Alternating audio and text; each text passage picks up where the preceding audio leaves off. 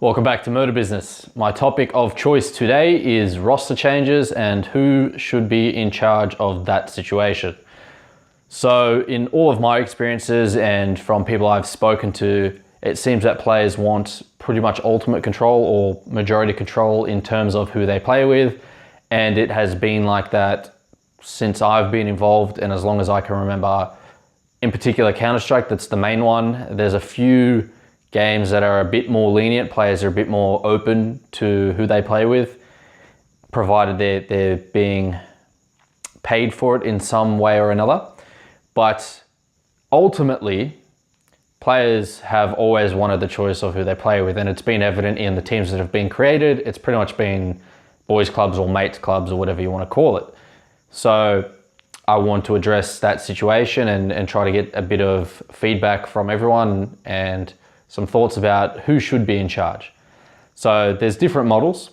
So far in Australia for esports, it's been players pretty much put together the teams and play alongside it. When something goes wrong, players choose who's in the team and who's out of the team. Now, it's been changing recently. Managers are starting to get involved and starting to have a bit more say on who gets to be in the team or at least stay in the team pending results. And then you have other models such as sports. We'll use NRL as an example where it's almost always the coach's choice. So they'll lock down a coach for 5 years typically is what they'll try and lock them down for, again, pending results. And then the coach will build a team long-term plan, right? So they'll buy a few marquee players, try to build around that and get a real structured team based around a few key players. And they'll have some weak points, they'll have some strong points, they'll change it throughout the way. But essentially the coach has ultimate say.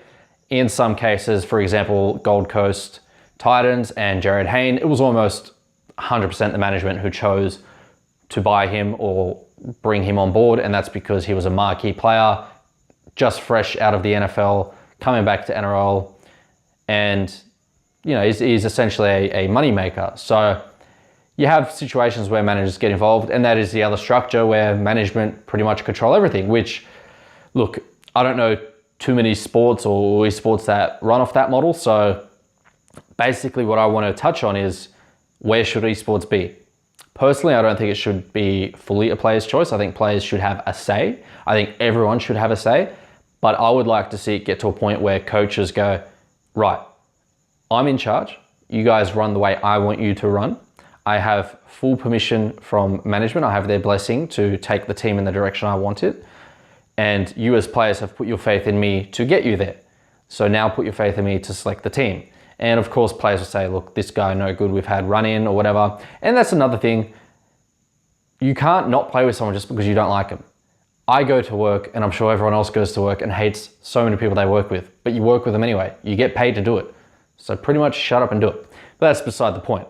So the players will have a say, yeah, look, this guy's no good for these reasons. Management will be like, okay, this guy's had this history and has done these things. I'm not sure I want to touch that. He's been banned or whatever the case may be. So it'll be a compilation of everything, but the coach will overall have the final say, which I think is probably the best method in my opinion. So I would like to know how everyone else feels and where they think it should be going. So at the moment, with the players in Australia having full control, there's a bit of backlash and creating more splits and more angst and tension between players, because players will be in control and say, okay, look, we need to drop someone, we need to make a roster change, let's cut this guy, whether we've been friends forever or not.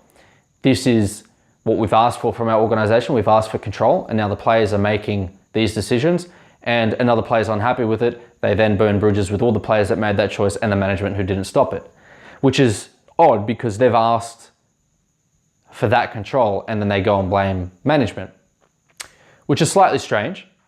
You know, you can't have your cake and eat it too, essentially, right? You can't ask for power and then not have all the things that come with that power, right? So the downsides, the upsides, you can't take what you want and leave the rest behind.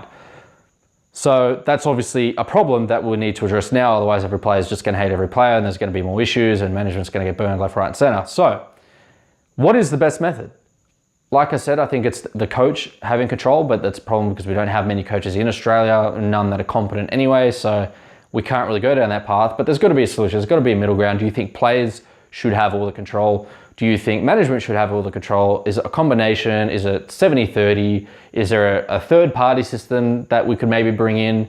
Is it results based? Is it performance based? What is it? What do you look at? What do you think is the right way to go about rosters? Who's in the roster, who's not in the roster?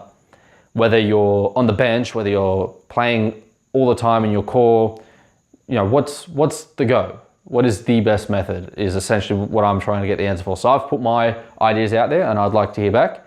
So let me know what you think, but I don't think the way it's working right now is the right way, and I think there's improvement to be made.